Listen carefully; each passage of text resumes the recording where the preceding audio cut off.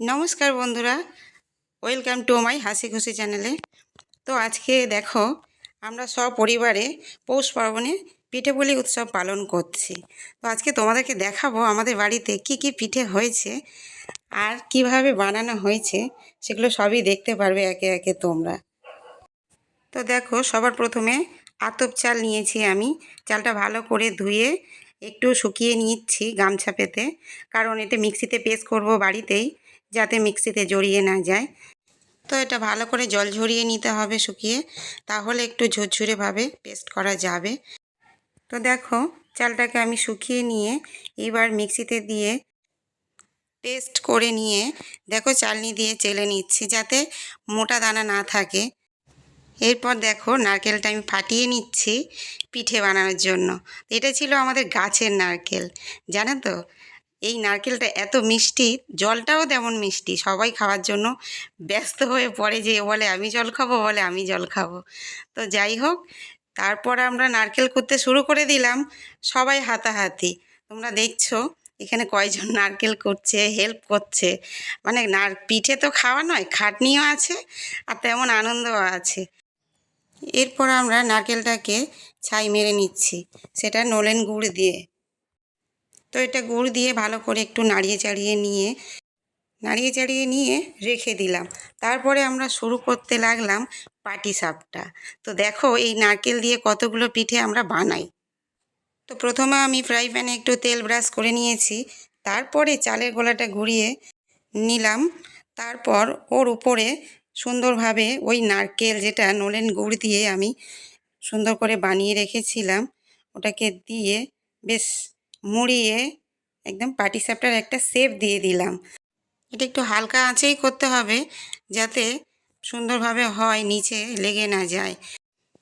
তো দেখো, পাটিসাপটার একটা সুন্দর শেপ এসে গেছে। পাটিসাপটাটা একদম তৈরি হয়ে গেছে।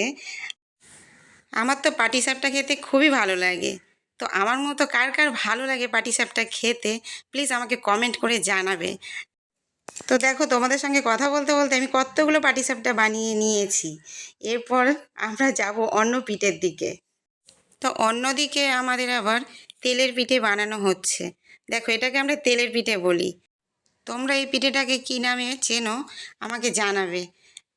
তো এই পিঠে বানানোর গোলা আমরা তৈরি করেছিলাম, তোমাদেরকে দেখানো হয়নি।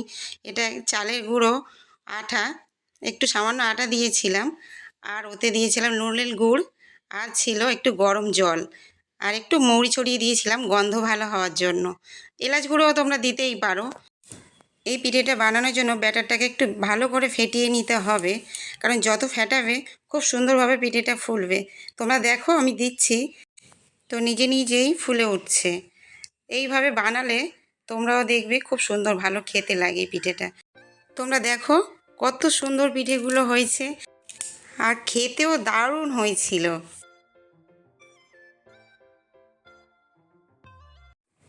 এরপর আমরা নারকেল পিঠে বানানোর জন্য চালের গুঁড়িটা গরম জল দিয়ে মেখে একটা সুন্দর করে ডো বানিয়ে নিচ্ছি। আটার মতো ওকে মাখতে হবে সুন্দর করে, তার মধ্যে ভরতে হবে সেই নারকেলের পুর। সেটা সকলে মিলে, বাড়ির সবাই মিলে হাত লাগিয়ে এটা করছি। তো এখানে যে যেমন পারে নিজের মতো করে শেপ দিয়ে পিঠে বানাচ্ছে, একদম দক্ষভাবে সব লেগে পড়েছে, যেন কি আনন্দ পিঠে খাবে।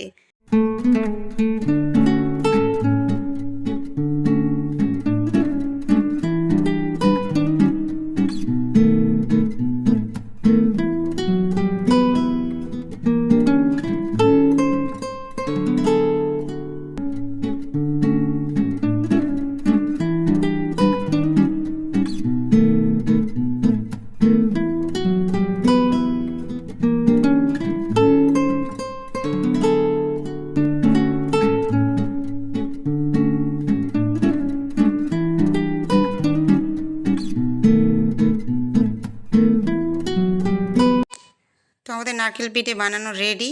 এবার এটাকে ভাপানোর জন্য আমি হাঁড়িতে জল বসিয়ে দিয়েছিলাম উনুনেতে। তো সেটাকে আমার সেদ্ধ করতে হবে, মানে ভাপাতে হবে। তারপর আরেকটা পিঠে দেখা যাচ্ছে হলুদ রঙের। এই পিঠেটা আমি তোমাদের পরে বলবো এটা কি পিঠে।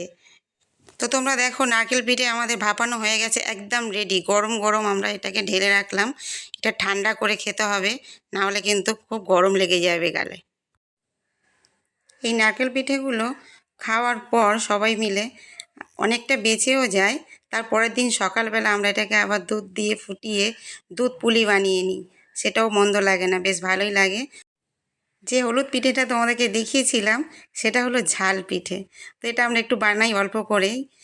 এটা করতে হবে এই সবজিটা দিয়ে, বাঁধাকপি। এটা অল্প মশলাতেই হয়।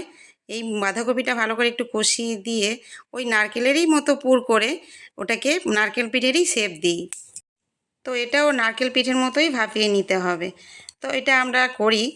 বেশ মিষ্টি পিঠে খাওয়ার পরে ঝাল পিঠেটা খেতে খুব ভালো লাগে। তো তোমরা যদি বানিয়ে খাও দেখবে খুব ভালো লাগবে। এতে মটরশুঁটিও দিতে পারো সবজিতে।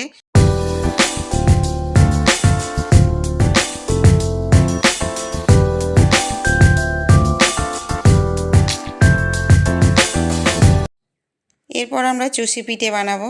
তো চুষি আমরা কেটে নিয়েছিলাম হাতেই সকলে মিলে।